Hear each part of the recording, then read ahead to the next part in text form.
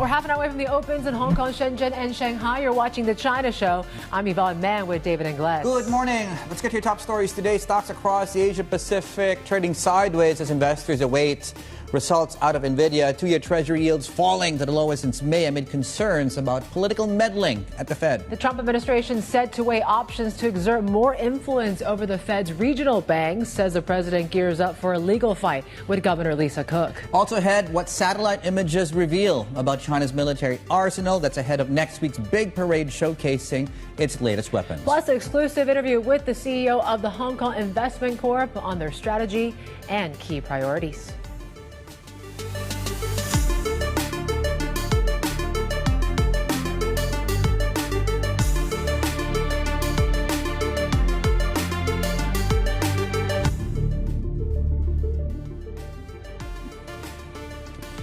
Good morning. Welcome to the show. I'm going to keep this very quick because, as you can see, there's really nothing to say apart from nothing is happening on a headline basis. There are lots of big movers, of course, underneath the hood. Just to also mention the two-year yield, as we point out, lowest since May. But within these markets, right, stocks like Woolworths, for example, big mover in Australia. You have the likes of Nikon, for example. That's another one to watch going into the Japanese session, of course, as it goes into the last, hour and a half of the session. Flip the boards, please, and let's have a look at something that was moving. Let's still see if it is moving right now. Big move down in oil prices. We're getting a bit of stability right now. Shanghai crude, as you can see, is catching up. As far as that's concerned, iron ore, bottom of your screens. Now, a couple of stocks we're tracking going into the open today. NIO is front and center following the 10% move up overnight. XPeng also did see quite a substantial move up there in the U.S. session. So 14% Hesai Group, that's on the back of this approval, perhaps listing here in Hong Kong. That takes us into the open today. Futures are doing this after the declines that we had yesterday, and we are, again, the jury's still out on which direction we're going to open at. But all that being said, you have that 715.51 fixed in focus. We're near the highest levels, not quite there, near the highest levels of the year, or strongest levels of the year here on the Chinese currency. Certainly one thing to watch, and we like nice whole round numbers, so it's 4,500. Is the level to watch on the CSI 300, Yvonne, which also just happens to be near the highs that we hit back in 2022.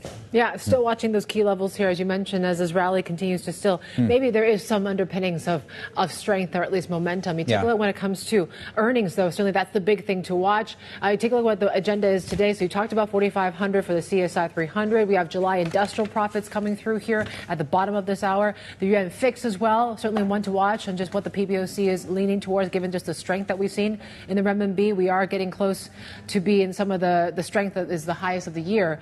And earnings, right? So we'll get to that. But everything from chips, energy, and EVs, a big one on NIO, as Dave mentioned, with that upgrade from JP Morgan. And, of course, we're still watching the likes of Capricorn, right? That's the chip stock.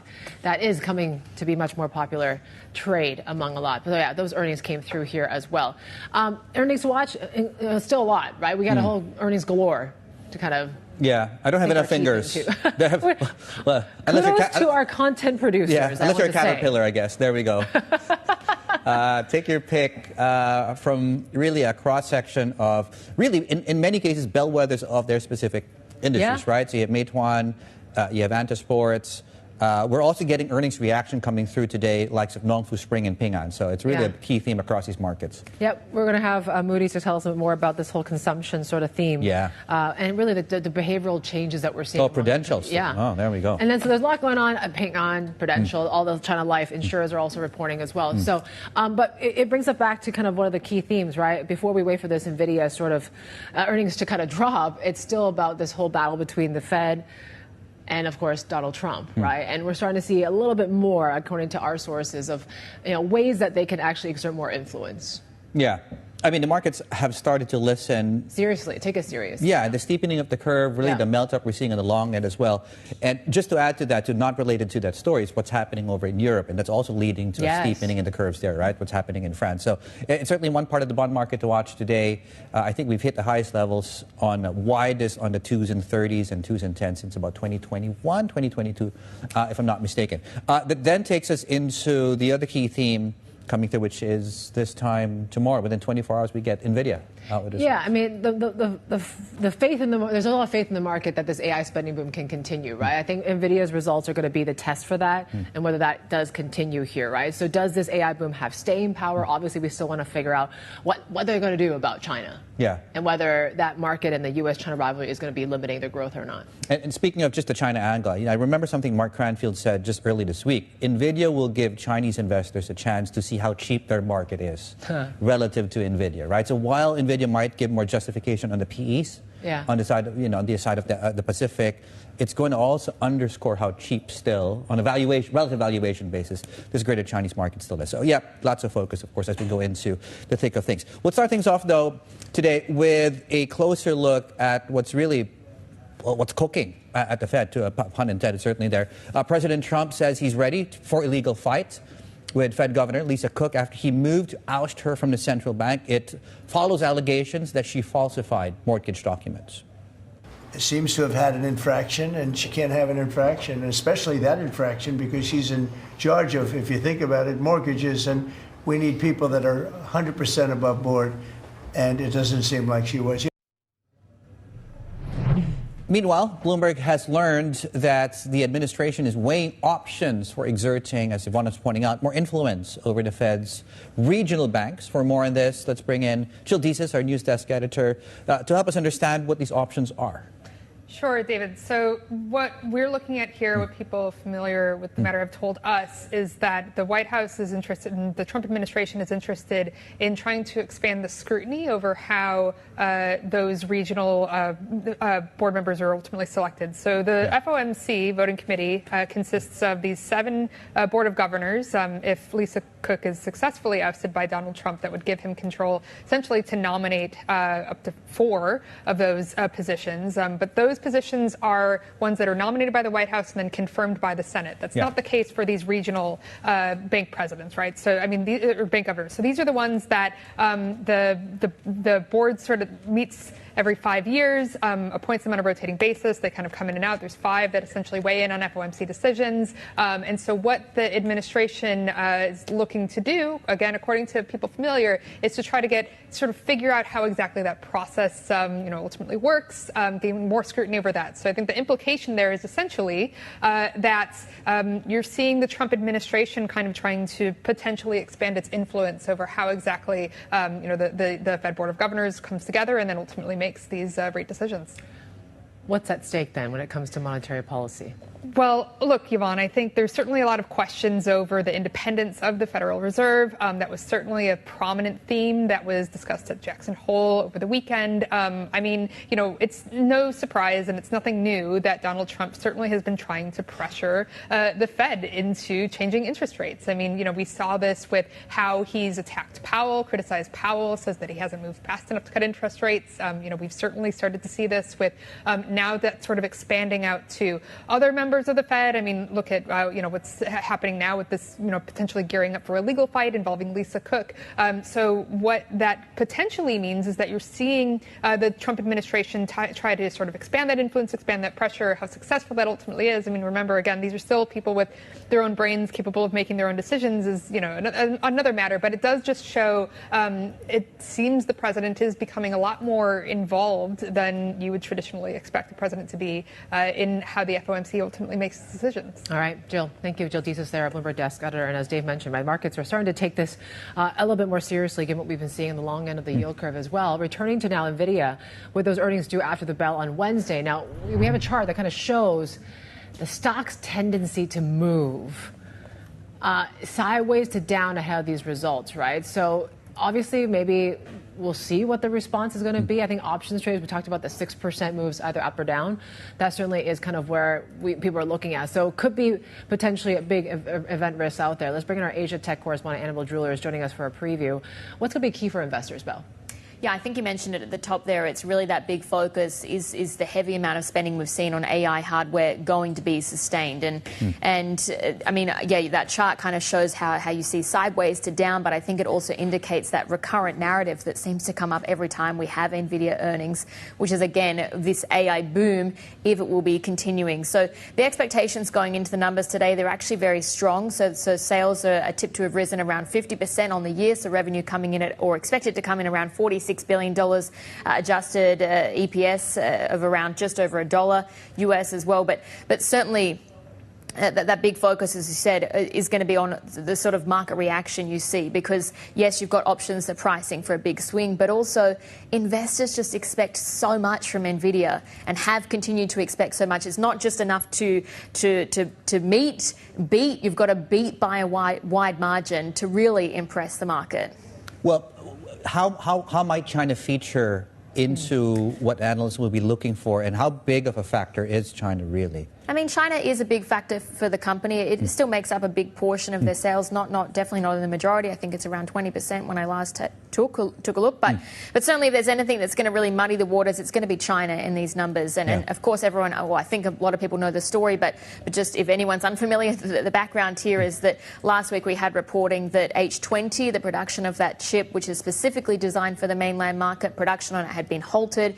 The story was it wasn't a question of the Trump administration and repealing that ability to export. It was China instead telling its companies not to use the chip. So whatever Nvidia says around this is going to be extremely closely tracked, because analysts at this point, it seems, really don't understand how to really price in that risk and the risk to Nvidia's business. I do think it's interesting, though, and you mentioned Cambricon, for instance, which is the AI chip designer at the top of the hour.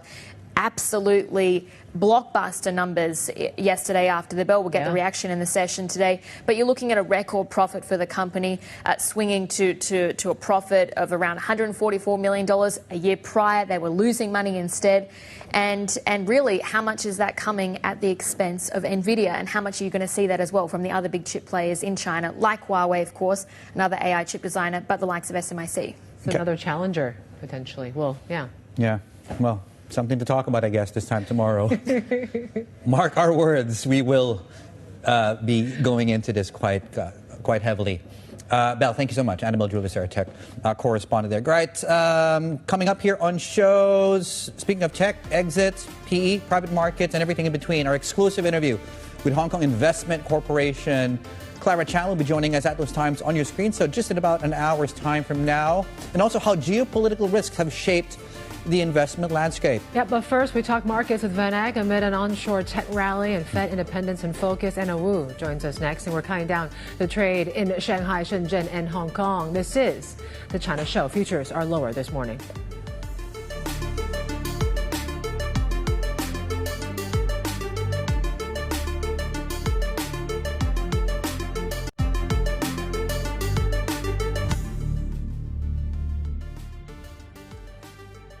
Right, welcome back. Yeah, markets are doing what most people at the gym do in between sets. There we go. With the exception of gym selfies, this is what we're doing. On hold ahead of some the next one coming up. Yeah, or we're talking about Taylor Swift's engagement as well. Gives us time to digest what happened overnight. Wait, so she got engaged? I'm sure everyone's talking about this. So what's the next big thing there? Oh, the betting markets say baby, right? We'll talk about that a little bit later on. Your reference rate just crossing the Bloomberg here right now, 711.08 here, so it is a bit stronger than what is expected here this morning, but still seems to be the sort of same in line with what the PBOC has done of late. Yeah. Let's talk a little more about the macro moves that we've seen and bring in Anna Wu, cross-asset investment specialist at VanEck. She joins us live from Sydney this morning. Anna, let's start with kind of what we've been seeing in this yield curve, right? So we're seeing the long end now pick up quite a bit here. The steepeners are certainly in play here. Dollar is also down. There's certainly a lot of concerns around Fed independence. How seriously should we be looking at those concerns now?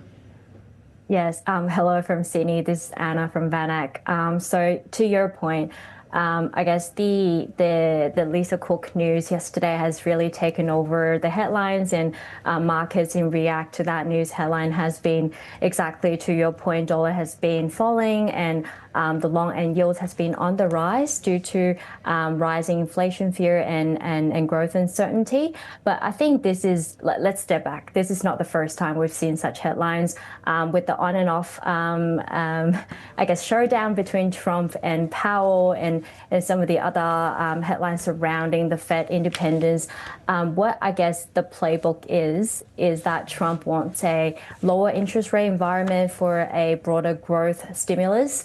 And this is the attempt of this administration onto the Fed more broadly in terms of monetary policy. And as we can see from Jackson Hole last week, it's already tilting more dovish. So I guess what goes through over the medium to long term, while this is pretty high stake headline, we think it's not going to derail from the playbook that yes, a lower interest rate is going to be what's in the desire, and the long end yields is probably going to stay elevated due to the rising uncertainty and inflation expectations. And Anna, David here. So for investors that simply need all-in yield, 30-year yield at 5%. Is this a good entry point, you think? Well, that's the million-dollar questions. I think it's still very early to really think about, to really price in how the tariff impact is going to have on the broader economy as well as on growth. And as we can see that even though the front end of the curve is typically, driven by monetary decisions, by, day-by-day headlines, but really the super long and ultra long end of the yield is more anchored in growth outlook, inflation expectations, as well as just the general fiscal landscape. So with these three elements not changing or not significantly improving, I think it's a bit too early to say that it's a good entry level for the ultra long, and yet rather focusing on the medium, the belly of the curve and the short end. That would be the view. Okay, for equity traders out there, I mean, everyone's watching what goes on with Nvidia. I got to ask your take on what's going to be the most important thing that comes out of this earnings report to you, and do you think this is going to be the big test on whether all this AI spending is going to have any sort of durability? Yeah, I mean, the AI infrastructure rise, as we can see through the recent years, really is showing no signs of slowing at the moment, especially if we take a zoom into the US earnings season so far. We're seeing an increasing trend of the capex, and also if we just remind you of Trump's initiative taking on the invest in US model, so dragging, I guess, the international capital, i.e. from Japan, from South Korea into the US market, and it's fair to assume that a fair chunk of that capital is going into the strategic sectors such as AI. So really that answers the question from the demand end. I don't think there is any signs of, or material signs of showing that the AI infrastructure raise is slowing. So as the crown jewel on the AI chips ecosystem, Nvidia is positioned to benefit from such revenue growth, but also with the US and China trade truce, even though we know that headlines shift day by day, so it's hard to predict for the long term. But with the H20 resuming shipping to China, and also the watered down Blackwell chip getting into the pipeline and getting closer to production, I think that's what's going to fuel Nvidia's medium to long term outlook. Anna, final question for you. I'm curious how we talk about this Chinese market rally a lot here on shows. And certainly it depends where you ask and where they are really on how that story is permeating, let's put it that way. I'm curious, they're in Sydney. How are you guys looking at this onshore rally in equity markets? Yeah, it's very pleasing to see that the general Chinese equities are taking a broader comeback this year, with tech being a definitive standout. So the CSI 300 IT index has so far returned 22% just over the course of August, and that's on the AI optimism and also the broader policy stimulus and support. But if we step back and we look at what's driving the Chinese equities come back, and in particular A shares more recently, because it is now measuring by the CSI 300 index outperforming the Hang Seng index, even though year to date it's probably still slightly underperforming. But really, the A share market is showing more I guess, bullish signs more recently. First of all, it's the tech leaders in the offshore market that's stimulating the sentiment with the Tencent, JD.com and Xiaomi the like, boosting the sentiment from the offshore market and sending that wave into the domestic market, but also the broader stimulus coming through really from the March MPC this year from China, that over $100 special purpose bond being dedicated to the AI Plus initiative, really directed both public capital and private capital into the sector, and this is also benefiting not just the AI direct players such as your Capricorn, your SMIC, but also for the supporting players such as EOPolink technology. Yes. Yeah. Right. Anna, we got to leave it there. We're out of time. Let's talk again soon. Anna Wu, thank you so much for the insights there. A cross-asset investment specialist at VanEck. Just going into the open today, one stock we're tracking amidst many, but this is really one that's catching your eye. Big move up overnight, big move in the pre-markets, 8%. Hang Seng Index going into the Wednesday session, coming up shortly on your screens. The opening bell, 6 minutes and 20 seconds away. This is Bloomberg.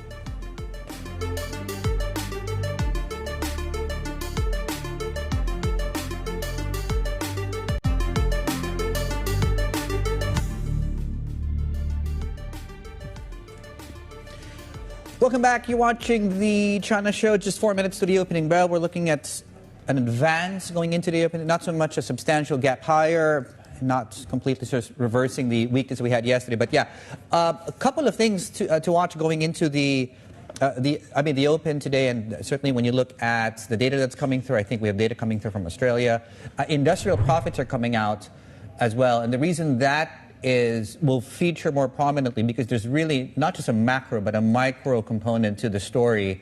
Anti-involution, as you can see, going back to 2015, 2016, and the ability for them to reflate it, bottom of the screens, will then give you, I guess, in many, many ways, will this turn into a substantial earnings story for markets to latch onto? Yeah, we're watching NEO shares, of course, seeing that pop in the pre-market, following what we saw in the ADRs. JP Morgan upgrading it to overweight. Also, they announced this new limited run version of its debut hatchback. The open is next. This is Bloomberg.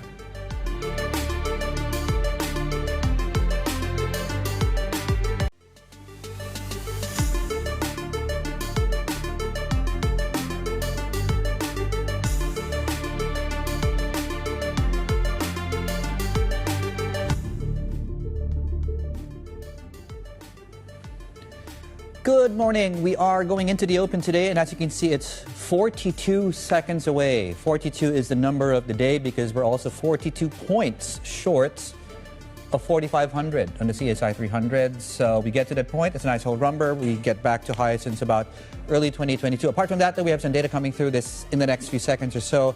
Inflation out of Oz and also industrial profits are soon to drop here. This is for the month of July. This is for China. Yeah, given PPI prices are still sort of in the doldrums, we'll see how those profits look in terms of the industrial side of things. So certainly that's one thing to watch. Nvidia is still the next kind of big event risk in terms of the macro side of things. So we're still waiting for that, whether this sort of AI spending boom has a bit of staying power. And certainly we saw that in some of these results like Capricorn, right? We'll break those down coming up and see the stock. But basically swung swung to record profit in the first half as well. You take a look at how onshore markets are doing. We're still talking about pretty decent numbers here. We're punching higher on the CSI 300. So as you say, about 40 points away from that 4,500 level. But certainly there's a lot of talk about here when it comes to the earnings side of things. Turnover still remains to be strong. Yesterday, we still topped about 2.6 trillion renminbi. So certainly still talking about above 2 trillion when it comes to turnover. So the liquidity is still very much underpinning this rally here this morning. We watch very closely what's going on in the commodity space. We're slightly sold out with copper, steel, and iron ore. Shanghai crude, though, is down about 2.5% here this morning. And of course, when it comes to Hong Kong, there's a lot to talk about when it comes to earnings side of things here. So certainly we talk about NIO. That was an upgrade from JP Morgan. So we're watching the EV space, but everything you can think of, right? Everything from sporting wear, insurers, consumption plays, traditional, new consumption plays are all reporting in the next few hours or so. So we're watching, of course, the chip space. So what we heard so far was the government coming up through with some rhetoric about supporting AI innovation and the like here. Cambricon Tech, though, that's the one to watch, right? So they swung to record profit in the first half. It's really been benefiting from this wave of demand for local homegrown chips during this sort of post-DeepSeek moment, right? So certainly they are the ones to watch here. Their stock up some 3%. Hua Hong and SMIC are also up this morning. Also watching a lot of earnings to tell you about, right? So we talked about Ping An. They've certainly been talking about a lot of the market volatility that really led to their first half profit to fall. Stocks down some 1%. Watching some of the oil majors as well, like PetroChina. Sunak also came out with some earnings there as well. The stock is down some 2%. Nongfu Spring, that's an interesting one, right? So we actually are seeing some signs of recovery when it comes to this. You might remember there was a bit of bad publicity going on amid some of the competition that you're seeing in that space, Dave, and certainly that led to some bad PR. But it looks like signs of a turnaround for the company there in these earnings. Yeah, there we go. And we'll see if hope springs eternal. Okay. So there's two data sets coming out right now.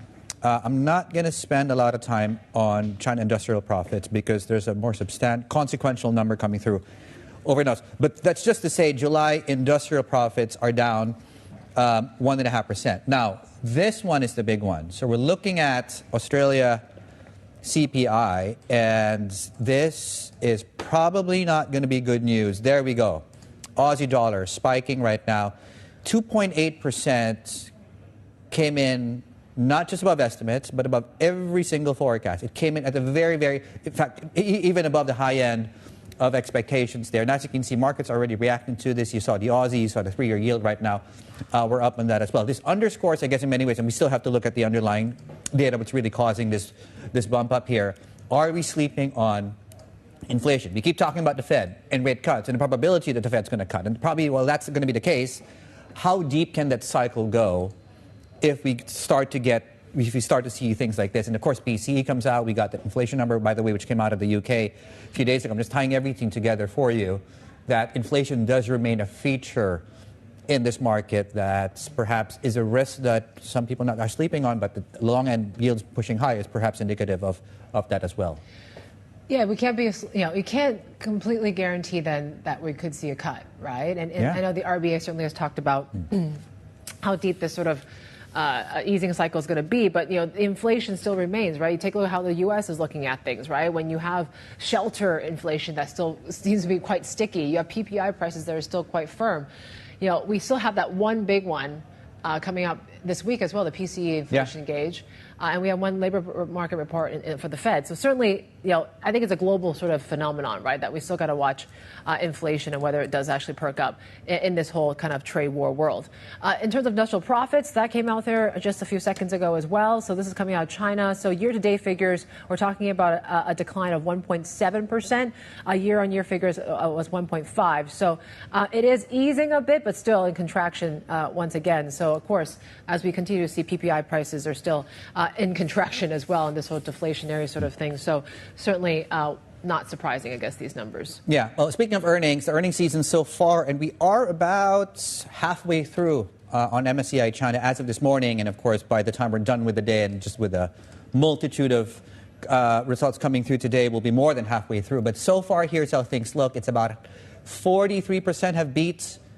You have 50% have missed. And of course, the difference makes up the inline here. And certainly apart from this, obviously, is we're looking at guidance and whether or not we have seen, and I can almost guarantee you, but I have to check my chart in a moment here, but you have EPS estimates have actually been ratcheted up to near the highs that we had a few months ago. 12-month EPS on MSCI China, if you're wondering what metric I'm mentioning here. And beyond that level, we're back to, I think, 2023, 2022. I'll correct myself if I'm wrong there. But yes, it's certainly something to watch as far as guidance goes. There we go. Yeah, one company we're watching in particular, we talked about it just now, Nongfu Spring. Net income for the first half of the year beat estimates. We're also tracking Meituan, which is projected to post an over 30% decline when it comes to quarterly net income. Of course, they've been faced with a lot of competition in the food delivery space as well. Let's bring in our Bloomberg Intelligence team, senior analyst Ada Lee, as well as Catherine Lim. She joins us from Singapore. Ada, I'll start with you. It looks like we're seeing a strong rebound and a bit of a turnaround. Did this surprise you in any way for Nongfu? Actually, this is in line with our expectation. We were expecting a beat for Nongfu Spring. So its profit actually went up by 22% year over year in the first half and achieved the highest profit since 2019. So we were expecting this growth because of a recovery in its revenue line item firstly. And 2024, they had a rough year because of all the publicity and the resultant lack of demand for the product. But this year, we see actually a fading of this negative impact and hence a recovery in the revenue line. But on top of that, we're seeing good margin expansion. So if you look at gross margin alone, it expanded by 1.5 percentage point year over year, and that is due to raw commodities tailwind. So the key raw commodities in bottled water is actually something called PET. And PET reached one of its lowest level in April this year. And even with a slight recovery now, it is still about 14% below average of 2024. So going forward, we actually still expect this tailwind to go on. And, the company, as Yvonne was pointing out earlier, had to battle this boycott, negative PR. How has the company recovered, and what does it mean for the outlook? Yes. So the company definitely have shown recovery from that negative publicity. And we believe that with its innovative product, it's launching quite a few new products as well. And then also in the first half, it has introduced 3 new water sources, making them having 15 water sources within China now. So we believe this type of supply also will help the company going forward. Okay. How's the stock been performing, given this strong support? I mean, obviously things are looking good right now. Absolutely. So the stock so far this year has gone up by over 38%, definitely beating the Hang Seng Index. I think the market is catching on that there is a recovery and people are continuing buying the product. And I think that's the key thing for consumer staples product, is whether people will buy it on the ground. Okay. Ada Lee will be staying with us in a moment. Let's take it now to certainly the stock that is representative of many of the top themes we've been tracking: anti-inflation, consumer health, consumer confidence, price pressures.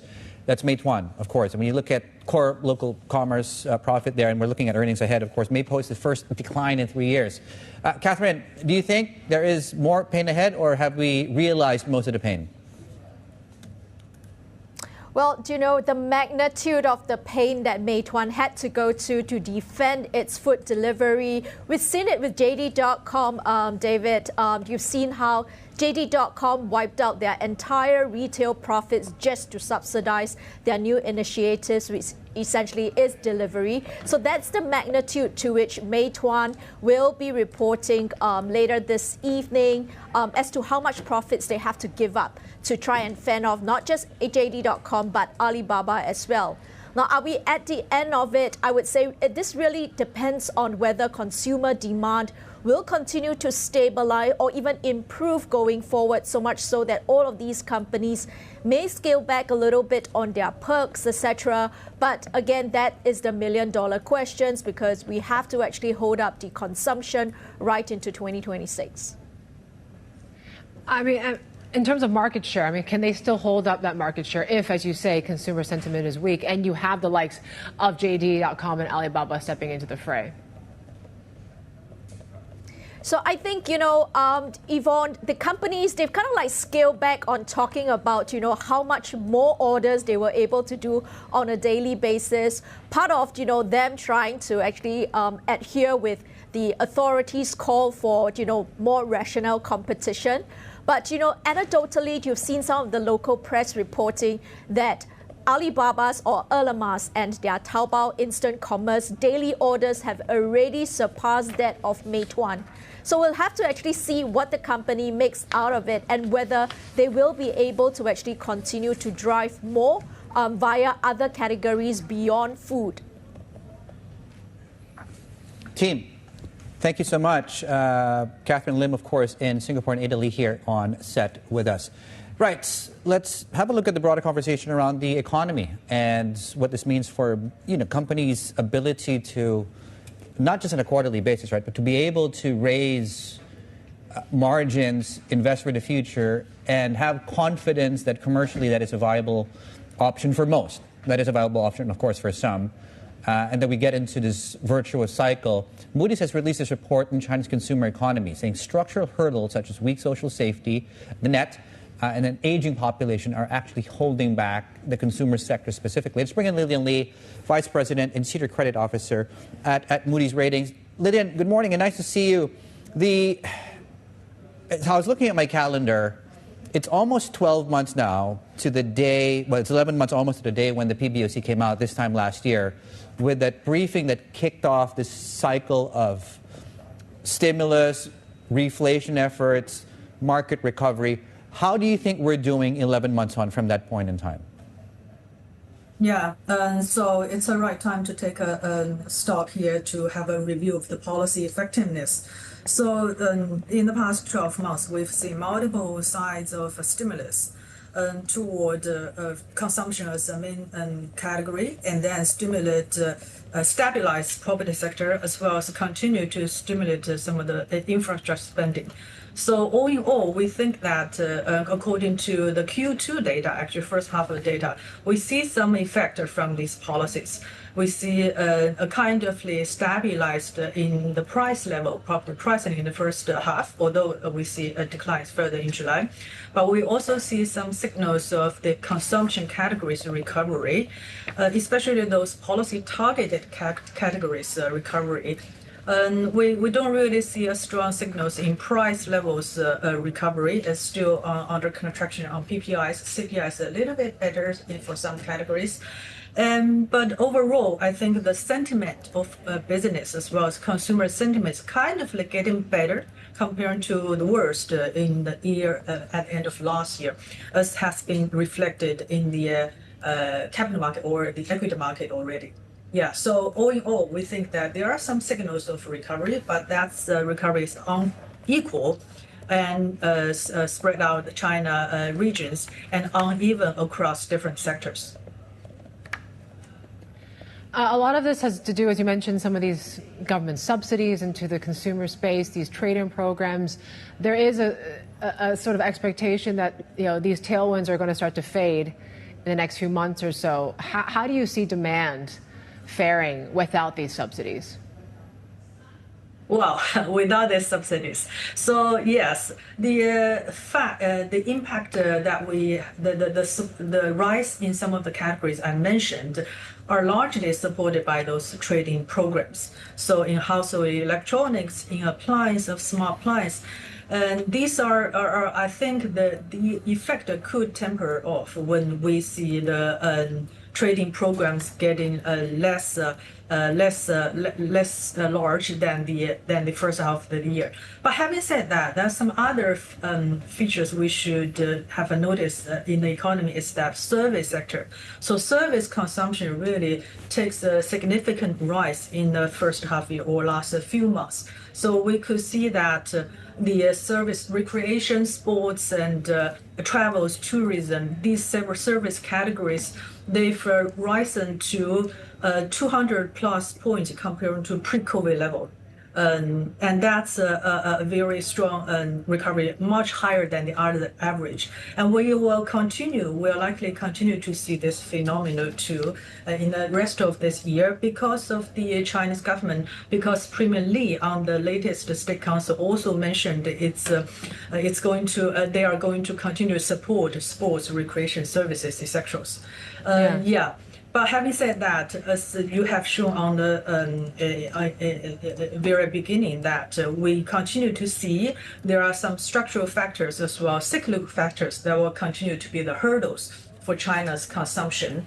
The structural factors include still very high precautionary savings. That's because China's getting older, then it's getting richer, while the overall market has not sufficient social securities, so that people have to save at this stage.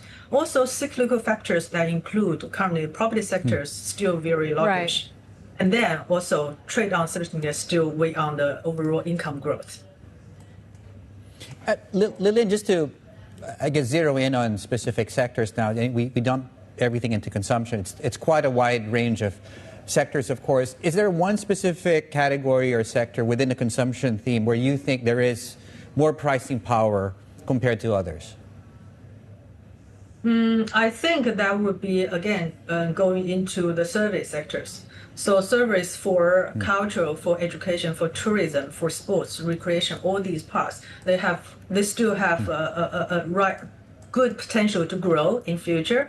If you look at macro level, China's service consumption still takes only less than half of Chinese average household spending. While comparing to the US and Korea, it's over 60%, 70%. So it's going to be a long trend opportunities for them.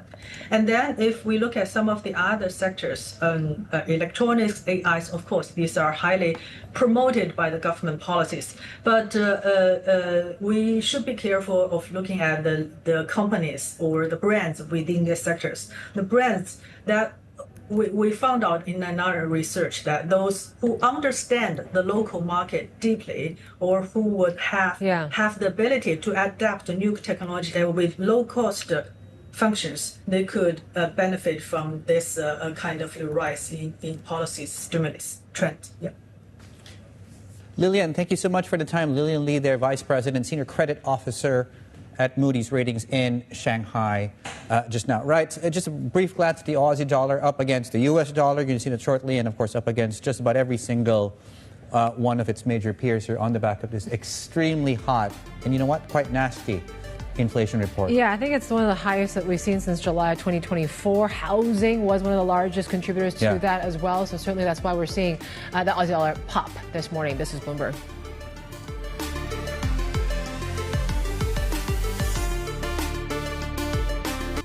All right, back to one of our top stories now. President Trump's attempt to remove Fed Governor Lisa Cook from the central bank. Our team at Bloomberg Economics is saying Fed independence is where, quote, the governor's rubber hits the market road. Let's get to our Tom Arlake, chief economist, joining us from Tokyo here this morning. Tom, obviously there's been a lot of talk at what's at stake here. You know, Fed independence certainly in question.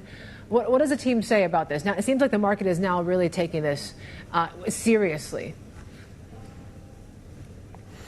Yeah, I think that's right, Yvonne. Of course, for liberals in the United States, there's a lot of pearl clutching going on regarding concerns about governance and the attacks on the courts and the attacks on the press, the firing of the head of the Bureau of Labor Statistics. Markets in general don't pay a huge amount of attention to this kind of broader governance narrative. The area where it really is hitting home for investors, though, is the White House attacks on the Federal Reserve. And so, as we saw a few weeks ago, attacks on Chair Powell getting serious, and as we've seen in the last few days, attacks on Governor Lisa Cook getting serious with charges of mortgage fraud, and the president claiming that that gives him sufficient cause to remove her from the board. We are seeing markets reacting. short-end rates falling, as bets on imminent rate cuts increase, and long-end rates rising as concerns about the erosion of Fed independence and all that means for inflation in the United States start to escalate. Tom, David here.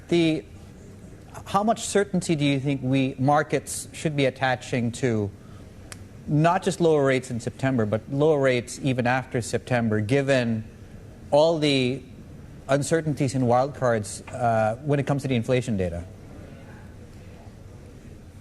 So I think there's two big factors in play when we think about the short-term inflation outlook, David, or the short-term outlook for the Fed.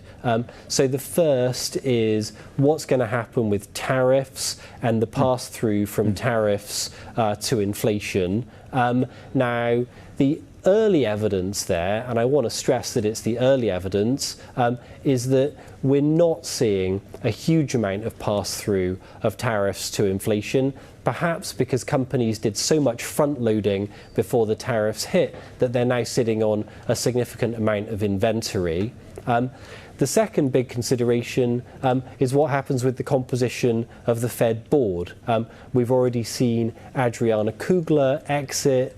She'll be replaced by Stephen Myron, formerly the head of Trump's Council of Economic Advisors. He's pretty certain to be a vote for a rate cut.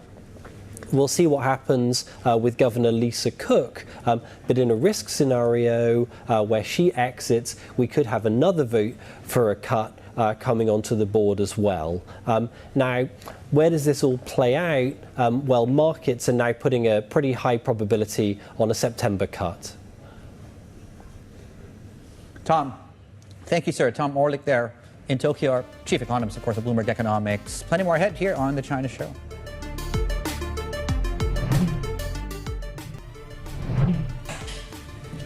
Right. You do not want to miss this exclusive conversation coming up next.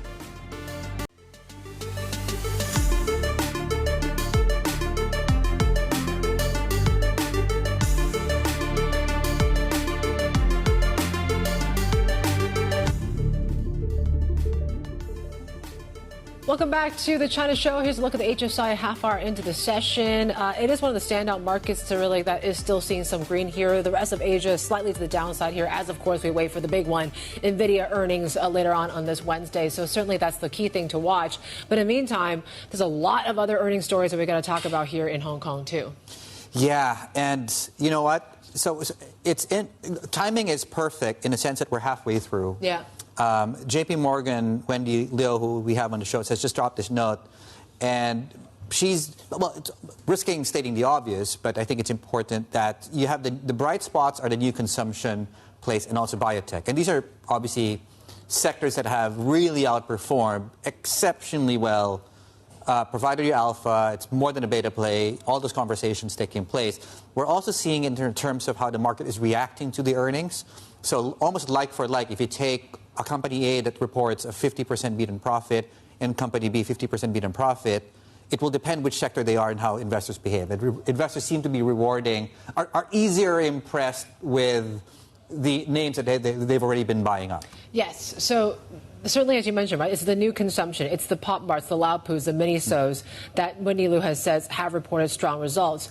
When it comes to room for optimism, she says, look, highly competitive industries amidst this whole anti-involution sort of pivot suggests that maybe you're going to start to see margins normalize really in the second half of this year and next year. So even signs of bottoming out, they're saying construction machinery, railway names, those are starting to see a bit of a turn around the corner as well. But yeah, we got to talk about NEO, right? So JP Morgan coming up with that upgrade to the stock to overweight. They came out with this new model as well. Capricorn Tech, right? Record profits in the first half here, thanks to this whole AI demand in China as well. Yeah, it's slightly cheaper now compared to the multiple yesterday because we now have some earnings coming through there.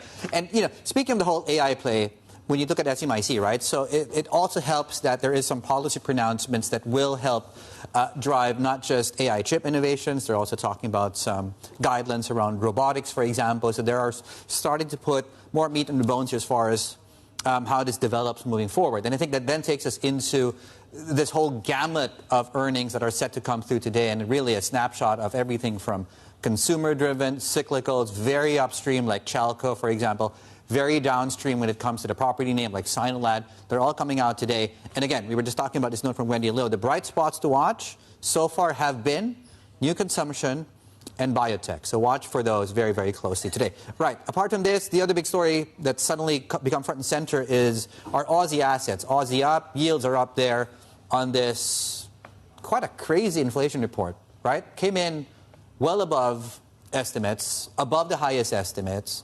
As you can see, yields are pushing higher, and of course, the Aussie dollar is gaining against every single one of its major peers today. And what was the biggest contributor? Housing, right? So it's very similar to what we saw in the U.S., where shelter costs and the like are still starting to see some very lingering effects when it comes to services, inflation, and the like. And probably why we heard Michelle Bullock say that this easing cycle is going to be quite gradual. Yeah, if at all. In fact, when you look at the polling market, the betting markets, there's actually one specific play there. Will the Fed hike interest rates this year? I think it's still 5% probability, but the fact that it's still, people are betting on that separately is maybe somewhat of a tail risk, if you will. Mark Cranfield is with us right now out of Singapore. I am live strategist. Mark, I know, let's not talk about extremes here, but can we start off with what's happening in Australia? And does it make, I guess, sense from the broader scheme of things that people are sleeping on inflation risks?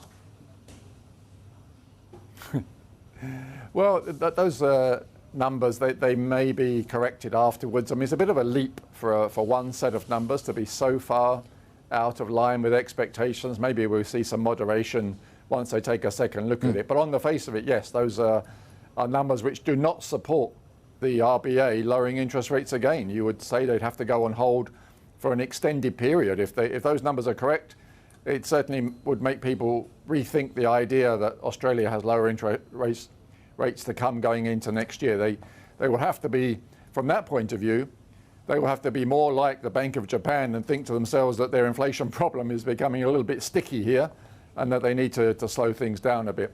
The flip side, of course, is that it's very good for the Australian dollar, and you have a double whammy today. You have that bit of data plus another very strong Chinese yuan fixing, and the relationship between the Australian dollar and the Chinese currency is pretty close. So when you have China pushing their currency even stronger, that helps the Australian dollar. Then you've got the doubts creeping in about whether Australian interest rates need to be on hold for some time. And then against that, you've got New Zealand that are still lowering interest rates. It's all feeding into positives for the Australian currency.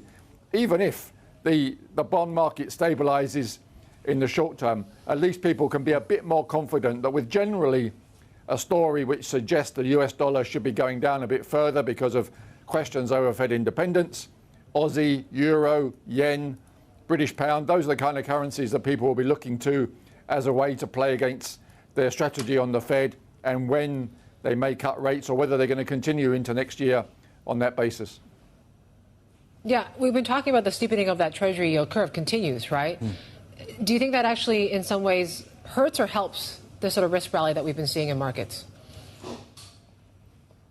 I think from the equities point of view, at the moment, it's not a problem. It could become a problem further down the track, particularly if 30-year yields in the US get well above 5% again. But for the meantime, the equity market is more focused on what it's doing to the short end of the yield curve. So you've really got them going in opposite directions. For example, if you look at the 1-year and 2-year yields in America, they're really pricing for a series of interest rate cuts. And that's what the equity market is very happy to see. They want to know that generally yields are on a downward path. And of course, they're also thinking about the same equity stories you were discussing earlier. They think that the AI narrative has got further to go. There's more upside in there. So overall, equity market is a bit focused on other issues. They're not too worried about the curve in general. If we get a situation, as we've seen with the UK market and to some extent with the French market, if fixed income investors really get defensive and they start throwing out bonds across the curve, that becomes a bit of a different story. That will be negative feedback loop for equities. But for now, the stock market mostly is thinking about short-term rates coming down and the Fed helping them out over the next several months. Mark, speaking of short-term rates helping a specific equity market, short-term rates have really led to all this liquidity coming in into the Chinese equity market. I'm also looking at the fix of the day. It has been stronger recently, to your point. And I'm looking at CNY as, almost, I think it got quoted below 715 today. But just to say, Mark, does this rally continue in the onshore markets with everything that seems to be supportive on the periphery? It's really a question of the no bad news to interrupt the situation here. So really, since the days of COVID zero, investors looking at China were a bit concerned. Every time the market goes up a bit, there will be something negative comes out from the Chinese government in terms of policy or some redirection of the narrative, and that sets the market back. Currently, we're in a kind of a Goldilocks period. We have a truce between China and the US on their trade tariffs. That's being pushed further down the road. Nobody's correcting that for the time being. In fact, we've got one of China's leading negotiators about to go to the United States, so that's another positive. So we're gradually working towards a situation where the US and China are on the same page. That's good for the equity market. You've got lots of positive local stories going on in the China market, as you were highlighting earlier. That will feed through into decent earnings as well. Most people have been underweight China over the last couple of years. There's probably still some catch-up to go there. You put all of those things together, there's a positive domestic story for China. You might even get foreign money coming in as well, with the yuan on an upward trajectory as well. The thing that could derail all of that, of course, is that Donald Trump changes his mind and he wants to be much tougher on China in terms of tariffs. For the moment, that's not on the table. So investors are pretty happy. But they're probably looking over their shoulder all the time, just in case that situation with America changes, and then they have to be more defensive. As long as it doesn't, it's going to be good days for the Chinese market.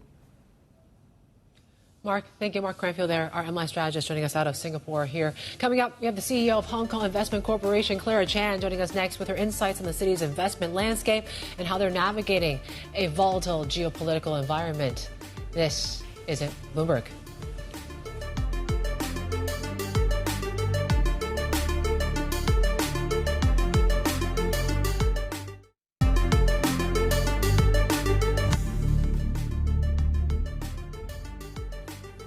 Welcome back. Here are some of the latest headlines and listings in Hong Kong recently. Well, Chinese beauty products maker Proya reported first half revenue around $750 million. That did miss estimates. Net income jumped almost 14%, but still missed the street. Now, this comes amid growing competition and weaker consumer demand. The Hangzhou-based cosmetic maker also announced plans to list shares in Hong Kong as it looks to boost global expansion.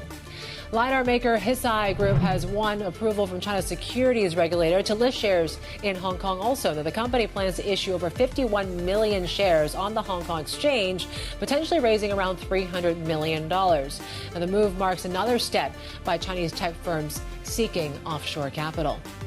Ingles Therapeutics, a Chinese biotech backed by Abu Dhabi's Mubadala, is weighing a Hong Kong IPO. Now, sources say the Shanghai-based firm is working with advisors, but the timing and size remain undecided. Ingles develops treatments for diseases such as epilepsy, insomnia, and Parkinson's. Yeah, and as Yvonne was just going through there, this red-hot IPO market is continuing to be a story and really an exit option for many large funds out there. In fact, it's helped, we're talking now to Hong Kong Investment Corporation, and that's a snapshot really, and really what this means for their specific investment.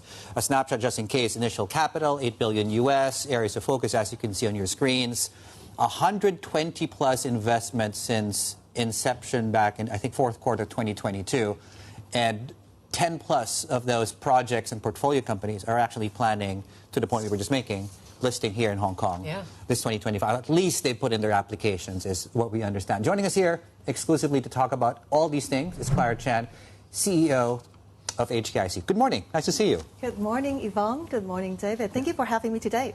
So 2022 fourth quarter. Right. That's about 30 quarters. I was doing some rough math in my head. So what's been accomplished since then? Well, I think we were established in the Q4 of 2022. Yeah. And basically as a patient capital institution owned by the government. So we only do one thing, we invest for the future of Hong Kong. But that means we have to take into account two dimensions at least when we look at different deals and partners. So one is financial return. Just like all other professional institutional investors, we need to look at numbers like IRR, MOIC, DPI, combination of those. So that's number one. At the same time, we also want to, through investment, create or support the new growth impetus for Hong Kong's future economy and society. So as David mentioned, we have been very focused on areas such as innovation and technology. Can you tell us a bit more about these 120 companies? I know you can't talk about every single one of them, but what are sort of the priorities that moving forward? Yes. I think picking the right theme is very important because, as I said, part of the mandate is really to support Hong Kong's future economy and society. So we need to have the sectors, the partners, and the companies which complement that theme. So what we call the meeting of minds and the alignment of our interests. And therefore, we focus on themes like hard and core technology and the applications, including artificial intelligence. We do a lot of those companies ranging from the large language model to embodied AI to AI drug discovery. We also cover themes like biotech and also new energy and technology. And in addition, we're exploring new themes which we think would do good for Hong Kong, such as fintech. And on that note, I think some of the companies people really know about them that we have invested. Like for fintech, we have VLab, or digital bank. We have AIFT, which previously was known as 1Degree. So basically, these firms, they are combining the attributes of Hong Kong in terms of financial services and also AI. So we think they would bring a good growth trajectory. I guess people are then curious about how the process works, deal origination, that sort of thing. So 120 plus companies already. Help us understand that side of your operations. How do you find these deals? And how do you make these investment decisions? We are very robust because, as I just mentioned, two dimensions we look at, financial return and also the strategic value to Hong Kong. But the first step has to be financial return. Right. And therefore, we have deal flows from different sources. We have those directly from the companies, from the universities, from the different industrial players, the financial players, and also from our PE investors, like other sovereign wealth funds from around the world. And I think this is actually good because this allowed us to cast the net wider. And then you could also have intelligence and information from all sorts of different sources, which is very, very important for us to make the decision. But as you said, when the deal comes in, so what do? We basically, based on the two dimensions I just mentioned, we make a judgment. For the first part, definitely we underwrite just like all of our other peers from around the world. And one validation of that approach is that nowadays, when we have more than 120 companies, whenever we showcase them, we brought them with us in a delegation. A lot of other sovereign wealth funds around the world, they're very interested in investing in them. So you can imagine that I think financially, we actually set the bar high. But at the same time, these companies have to bring goods to Hong Kong, such as, for example, when they move their headquarters here, when they establish their overseas headquarters here, they lease more office space, they hire more people. And as you also mentioned, many of our investee companies, they were either already listed and more than 10 already submitted either or expressed their plan to submit for IPO in Hong Kong this year. Okay. Do you have any restrictions as far as the mandate goes? People are wondering, are these only Hong Kong companies? Do these include mainland Chinese companies? Are you looking at a whole gamut of potential projects? Rule number one for us as a pragmatic and professional investor, we definitely need to cast the net as wide as possible, right? Because Hong Kong, I think we are very international. So no matter it's company born and raised in Hong Kong, from mainland China or from overseas, I think we have to attract them and attract the smartest minds, I think from around the world, the best companies to come and develop in Hong Kong. And I think the HKIC, we are really taking forward our mandate in the way that we will support and committed to making success together with this company if these companies are not only from Hong Kong, but they are also committed to contribute to Hong Kong. Where do you look elsewhere? I mean, what other geographies are you focused on beyond just Hong Kong and China now? Actually, it's globally, but we look at different geographies in different sense. For example, for companies born and raised in Hong Kong, we hope to help them expand their business, expand their market. So we look a lot to the Belt and Road countries, and for example, also Southeast Asia. We recently led a delegation there, and we were able to actually facilitate the deal making between some of our companies and the sovereign wealth funds and the corporates there, and also Middle East. And we are also planning to do a delegation to lead some of the companies to Europe, because the world is really great. The market potential is really great for a lot of our companies. But on the other sense, for the sake of bringing the other talents and enterprises from around the world, we actually cast the net as wide as possible, because as I said, we want to have the best and the smartest mind for Hong Kong. Of the 8 billion, I know you can't talk specific numbers, but how much of that have you deployed already, and do you see a need at some point to be able to top up that capital? And what is the mechanism to top that up is the other question. Well, definitely we were set out by the government, by the chief executive in his 2022 policy address. And so definitely I'm sure the government have the plan in terms of how to further support the HKIC in terms of the policy as well as the capital. But at the same time, we are progressing pretty well in terms of the capital deployment. But I think we not only look at the quantity, but also the quality of the companies that we invested in. And so far on that note, while we talk about the IPO in terms of as the latest status of some of our companies, I would also say that from a financial return perspective, we also see very positive trajectory. For example, for the companies, even before the IPO stage, because we invest in early and growth stages as well. For those companies, a lot of them after our investment, they have up rounds in terms of financing round. Also, a lot of them have markups because of the business expansion and revenue expansion. Okay, so in terms of the exit, talk to us about the exit market right now. How conducive are things really for funds like yourself? Well, I think two things. Number one, the Hong Kong stock market is great. I'm sure it will continue with its great momentum. Right. But the other thing is for the HKIC. So IPO is definitely an important stage of the company. Right. But if you look at our mandate, because it's not only for financial return, we still have that strategic angle. So for us, while it's an important stage, but an IPO and the expiry of that lockup period does not necessarily mean an automatic exit of the company. It really depends on our plan and blueprint of that company to bring value to Hong Kong. Yeah. Go ahead. No, I was wondering, because a lot of, you mentioned you're casting the net as wide as possible. I need to ask you about how the geopolitical environment has shaped not just investment decisions, but also the runway, I guess, for many of your portfolio companies. How is that featured into how you think of things? How are you preparing for these different market conditions like geopolitical risks? I think geopolitics, like other risks, they're like a given for our underwriting right now. And I'm sure it's not only for the HKIC, but also for other, what we call the patient capital or long-term capital institution like us. But the beauty and I think the power of patient capital is that we could transcend cycles. So the more important thing is really for us to pick the right theme, and then we invest in that early. So the noises and the rumors and everything in between, I would say that they could actually be positive window for us to go into the market, because the valuation may be impacted of individual companies, and also the negotiating power of us may be even larger.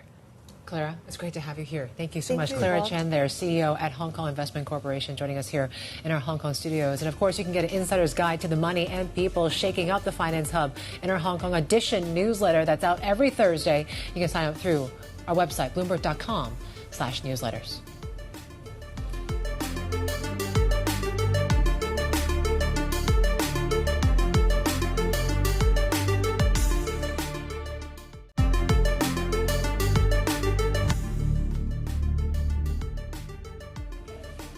All right, some more earnings to tell you about here in China. Shares of PetroChina are on the rise after reported first half results that were in line with expectations. China's largest oil and gas producer has proposed acquiring 3 natural gas storage companies for $5.6 billion. Now, China has been ramping up gas consumption to boost energy security and reduce its reliance on coal. Ping An Insurance has reported a nearly 9% drop in first-half profit. The company says net income fell to $9.5 billion, which is down from the $10.4 billion it posted a year earlier. Ping An's investment returns were dented by stock market volatility during the period, as well as lower interest rates amid China's economic slowdown. Nongfu Spring's first-half profit climbed to its highest level since at least 2019. Earnings rose 22% for the period, reversing a decline in the later half of last year. Revenue also rose 16%, which beat estimates. Firm is showing signs of recovery after a consumer boycott last year weighed on the bottled water giant's reputation. Okay, we're in the thick of earnings season. We're just about halfway through. We were pointing that out, 48% to be more exact and precise there. And of course, by the end of the session, we'll be through quite a lot more. Now, separately, but also related to this is Cambricon Tech, which is both a chip and an earnings story, and that came out, of course, with earnings and into profits, a record profit, in fact, for the first half. Now, separately, there's also a policy component to why we're looking at this cohort here. And as you can see, substantially higher. We're looking at some policy support coming out of the State Council and some guidelines and more specifics there as it pertains to what the government plans to do to develop this industry even further. It's in Chinese, though, but certainly there's a link to that if you just know how to use the internet. Okay, shares of Nikon in Japan. Yeah, go ahead. Yeah, so this is on the back of our sources saying that Essilor Luxottica is exploring a potential deal to increase its stake in the company to around 20%. Oh, 20% gains for the stock. But yes, plenty more to come there. This is Bloomberg.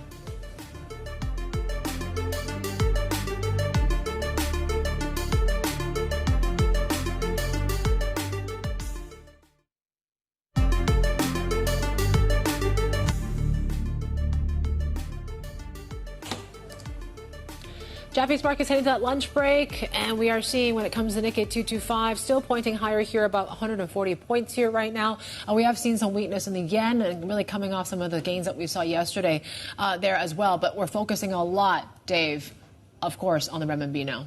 Yeah, so two things, right? On the offshore rate specifically, and this is really, funnily enough, has a slightly bigger sensitivity to the fix, but the fix is obviously focused in on the onshore rate, and I simply say that because when you look at offshore investors have really been moving things. Also on the back of some of the data that's come through so far. So at this level, 715.10, we're either at or flirting with the highs of the year so far. In fact, going back, let's just call it even. 715 takes you basically back to the levels of last November. Now, on this specific level, when you look at the CNY, which is the onshore rate, obviously, and you do a spread, then you can do a bit of an arbitrage there. We're at 715.11, which is almost parity. We were quoted, I think, a few minutes ago below 715. It's certainly a level to watch because a stronger RMB basically is a net credits to EM assets, and certainly the punchy fix on the stronger side of things will tend to keep money in, and certainly has been one of the tailwinds that has provided this bull market, really, to continue running. Now, separate story to tell you about. This time in the last hour, two things came out. Industrial profits, we talked about that, and also Aussie inflation. The latter had garnered a lot of attention simply because it came in higher than forecast. We had to look at the components, highest since 2024. As far as core inflation goes. And as you can see, markets, actually, what was interesting was the Aussie initially spiked, and we have since given back that strength. And we're now looking at yields still, though, towards the upside, especially on the 3-year yield. And, yeah, that really makes life more complicated in many ways, if there's no revisions, of course, for the RBA. Swati Pandey is with us right now, our Asia-Pacific economy reporter with us from Sydney. Swati, what is going on there? So the biggest contributor for inflation in spike was electricity. So the ABS, which is the Australian Bureau of Statistics, they classify electricity under housing costs. So at first read, it looks like it's housing again, but really it's electricity prices. The government gives rebates to people, and consumers in New South Wales state, where Sydney is, and Canberra did not receive rebates in July. They will start receiving them from August, which is why we see this big spike in electricity prices. Now, economists were aware of that, and they were, as a result, predicting an increase anyway. But the number today was much bigger than what they had expected. We also saw increases in food prices, so tea, coffee, cocoa prices have surged by a lot. And then the other contributor, which is kind of a permanent fixture in the inflation number, is tobacco and alcohol. Okay, how big of a headache is this going to be for the RBA? They've already cautioned that this easing cycle is going to be they're going to be gradual in their approach. But how are we looking in terms of meetings coming through in September and November now?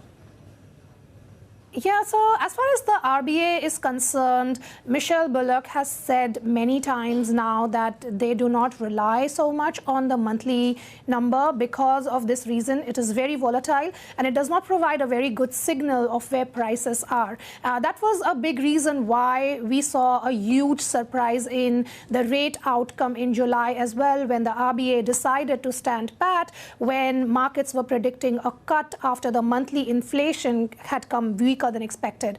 The RBA said it did not want to react to that monthly number and wants to look at the quarterly report, which is more comprehensive. The next quarterly report will come in October, and so it is pretty likely that the RBA will again just sit on its hands when it meets in September, wait for the comprehensive quarterly number in October, and then if it feels the need, will cut in November. Markets are currently expecting a cut in November, as do economists.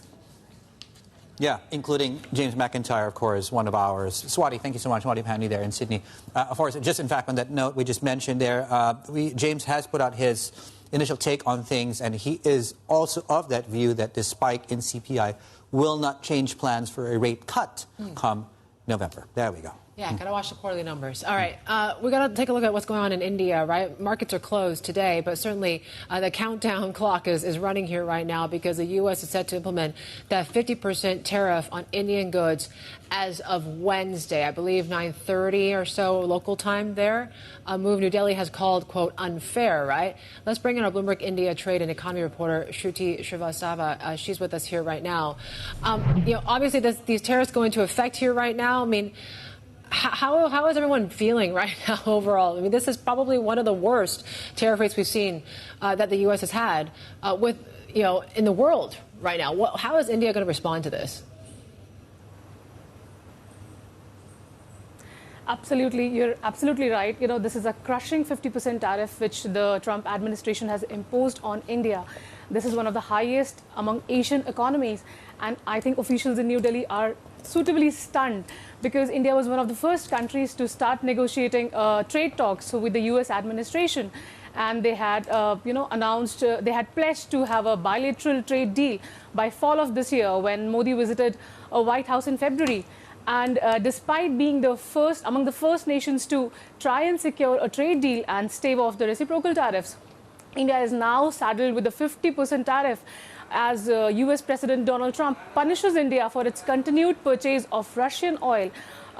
Trump has blasted India for its continued purchase. Remember, India ramped up its purchase of Russian oil since Russia had a full-scale invasion in Ukraine in 2022. And as per reports, Russia's 37% of oil is being bought by India. So clearly, the relationships between the two nations have frayed. And there is no signal whether the two nations would be able to have a trade deal anytime soon. So, Shruti, this is certainly something that not a lot of people were expecting, even as recently as 2 months ago. Now, we have had enough time to help understand and help dissect what the impact is to the economy. What have you heard so far from the people that you speak with? 50% tariff, what does it do to the Indian economy? So definitely, 50% tariff is definitely going to have impact on the world's fastest growing major economy. Some estimates show that, some 1% can be shaved off India's GDP if 50% tariffs remain. Remember, US is India's largest trading partner, and some 87.4 billion goods were, exported to the US last year, calendar year. But Despite that, it's just 2% of India's GDP. India is largely a domestic consumption-driven market. In fact, consumption comprises some 60% of India's GDP. So definitely there is going to be an impact, but the government is hoping that by boosting consumption measures, it would be able to cushion the impact which can be on the nation. Ahead of these tariffs which kick in 9/31, as you said today morning. Ahead of these last week, Moody, he announced next generation reforms. He pledged that the process will be made simple. There will be ease of doing business. And in the first major overhaul in nearly a decade, he announced consumption tax cuts in consumption. So they are trying to simplify the goods and services tax regime that India has. And they believe that by bringing in these measures, they would be able to ease some pain and lift consumption spending, which would be basically act as a cushion when the full-scale impact of U.S. tariffs come. Shruti, we can leave it there, but thank you, Shruti Srivastava there, our Bloomberg India Trade and Economy reporter. We got plenty more ahead. This is Bloomberg.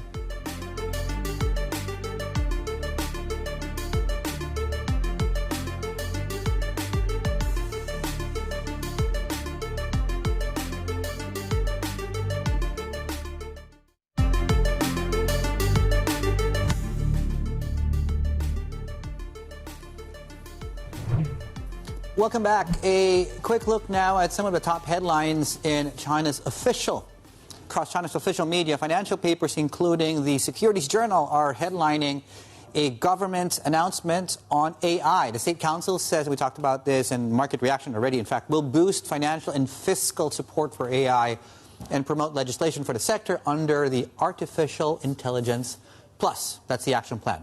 Now, the state broadcaster CCTV reports that the government is pledging to open up the services trade sector even further.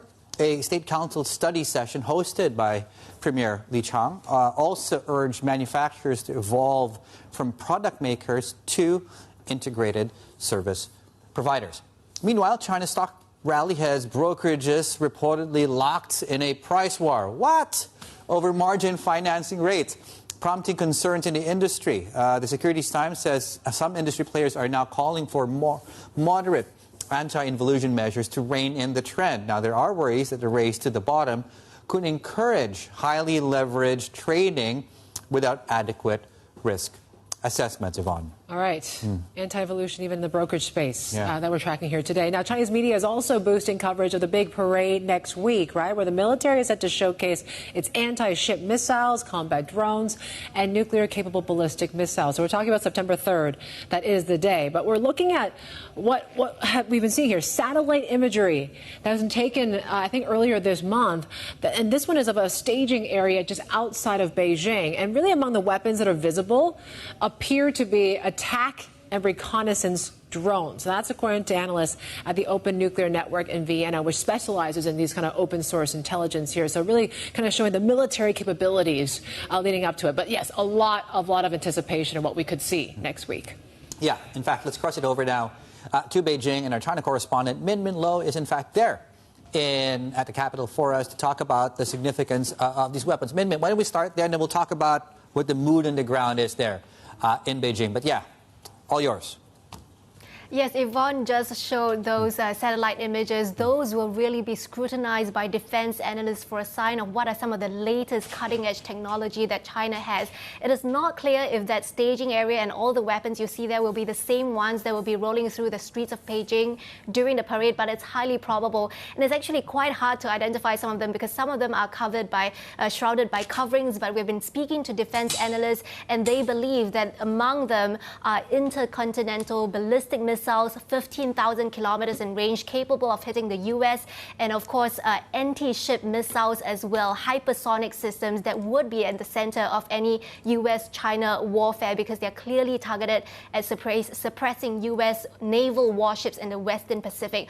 Of course, armored vehicles, drones that are meant to defend against these tanks that are meant to defend against drones as well. And there are also these so-called wingman drones that are meant to accompany many crewed fighters to multiply their sensory and fighting capabilities. That is a system that the US is also investing heavily on as well. So the parade is not just a time for them to re-inject these feelings of patriotism among the Chinese citizens, also a message of deterrence here, but also a marketing opportunity for this Chinese military defense complex, because it's coming days after the SCO summit, the Shanghai Cooperation Organization summit in Tianjin, where Moody and Putin are attending, but Pakistan also will be there, and we know Pakistan is a big buyer of China's defense systems.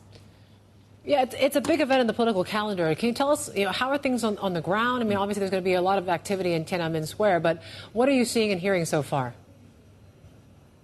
Yeah, the city is very on edge right now as we look towards that parade because security is highly tightened.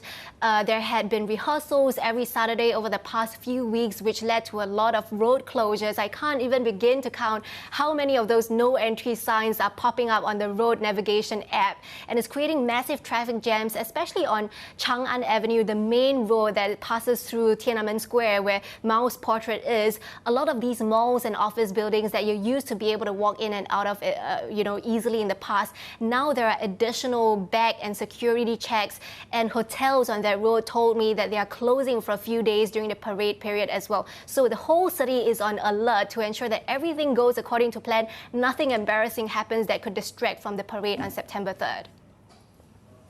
Okay, Min, how is this being covered domestically? What are you seeing across Chinese media on this? Yeah, there has been really a ramp up of this political rhetoric ahead of this. There is even a movie that was created just ahead of the parade. It's called Dead to Rights, featuring the Nanjing massacre with very, very graphic images, very pointed dialogue that says things like, the Japanese are beasts, that they don't treat Chinese people with proper human rights. And you can imagine this is a sort of film that would really rile up tension with Japan. And so Japanese media has been talking about it, and Chinese state-linked media, Global Times, had been attacking Japanese media for being up in arms about this movie, for saying that this Nanjing massacre is a historical hoax that is devised by China. And you can see on this quote that we will show you, it says that this is an astonishing, outrageous claim by Japan aiming to distort this history of blood and sorrow. And it says that China has a responsibility to remind its citizens and the world that this atrocity happened, that it should never happen again. And People's Daily as well, a full page from yesterday's newspaper showing, all these images commemorating the key moments and the heroes of the victory of that war against Japan during World War II. All right. Our China correspondent Min Lo there on the latest on what to expect next week. She joins us, of course, from Beijing, and we'll be there. Certainly, everyone's going to be observing these kind of new tanks, these missiles, the weaponry. Of course, it's going to be on full display. But I think there's also a lot of questions about the whole military shakeup that we have seen recently and what this all means, right? Of course, as Xi Jinping nears a potential fourth term in power in a few years. That is the subject of our big take here today. And a Bloomberg analysis has found that President Xi has ousted almost a fifth of the generals whom he personally appointed since taking power in 2012. Let's bring in our China economy and government editor, Alan Wang, joining us now here. Tell us a little more about what's happening amongst the Chinese military leadership. Well, I'm sure the bosses of China's military, they're busy preparing for this parade. But what's been going on in the background is that there has been the biggest purge of the most senior ranks of the Chinese military since the Mao era. You mentioned that nearly a fifth of the generals that President Xi Jinping personally appointed have gone missing or been investigated. The most recent example is General He Weidong. He went missing, he vanished from public view in March this year, and notably in an April event, a tree planting event that traditionally features all members of the top ranks of the Chinese military. He was also not seen there, and there was a clearer sign today that we have that he's in trouble. And we're talking about someone who is the second most high-ranking military officer in the People's Liberation Army. So his investigation will have lots of implications on the Chinese military's readiness in any combat or any military operations that the president wants to execute. Let's talk about the whys now. What's behind? What are the reasons behind the purge? I think it goes back to President Xi Jinping's anti-corruption campaign. When he became the leader of the ruling Communist Party, he made fighting corruption one of his biggest platforms, one that united many people in China, and people generally think that that's a problem that China needs to fix. So in more recent years, back in 2023, we started hearing about some really deep problems with the Chinese military, especially with the Equipment Development Program, which is the department that's in charge of procuring weapons.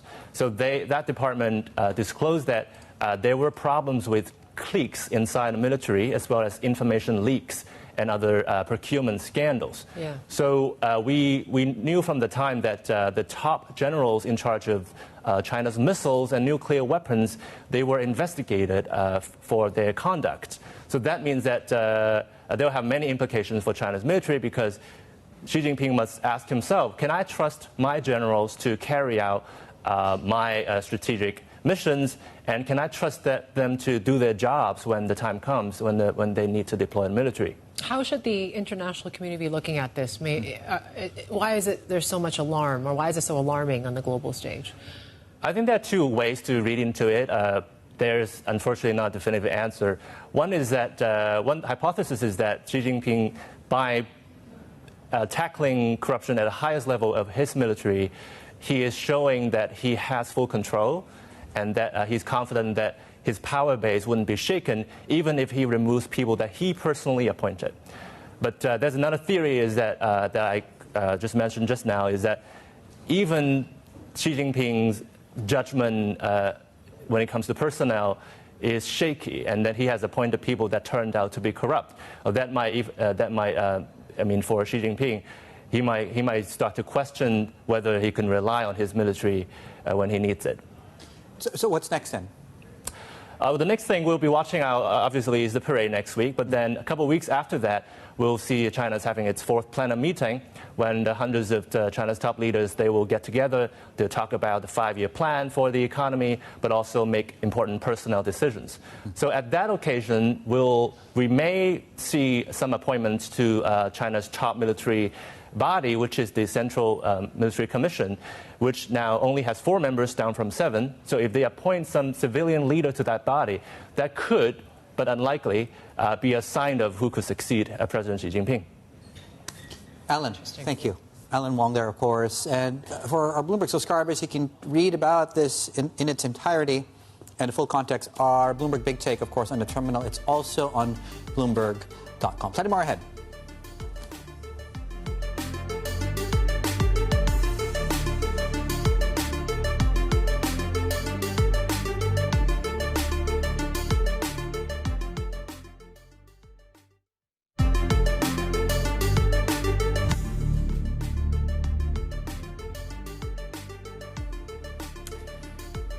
It looks like it's a love story, and baby, she said yes.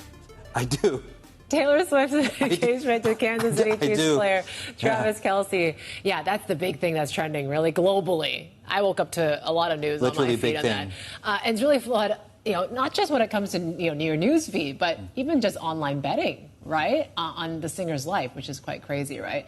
Get this, Dave. Punters are now putting money behind expectations for the couple. So after this announcement, betting markets are already offering odds of when the pair might have a baby, or whether Swift will actually headline the Super Bowl halftime show.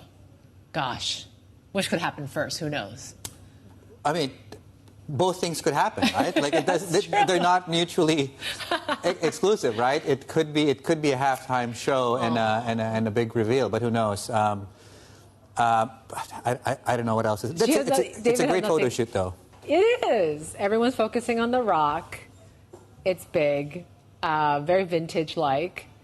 And, yeah, I mean, a lot of questions on where the wedding's going to be. But, yeah, I think everyone's just very genuinely happy for her that she's finally found her Prince Charming. There's a good spot here in Causeway Bay, actually, if they're interested, in terms of if they're looking for wedding venues. I found a really good sort of spot that has a really good view of the harbor, just in case they're looking for an international event for people to attend. If they want a destination wedding, maybe bring it to Hong Kong, right? Yeah. We'll welcome you guys. I mean, there's a stadium here that seats a few thousand people.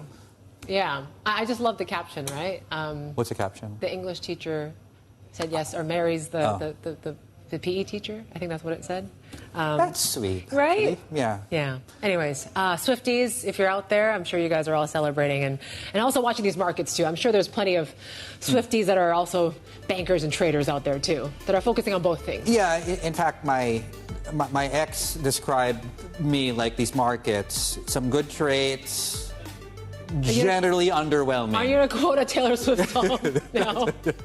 We will see you all tomorrow. We'll leave it there. No bad blood. No bad blood.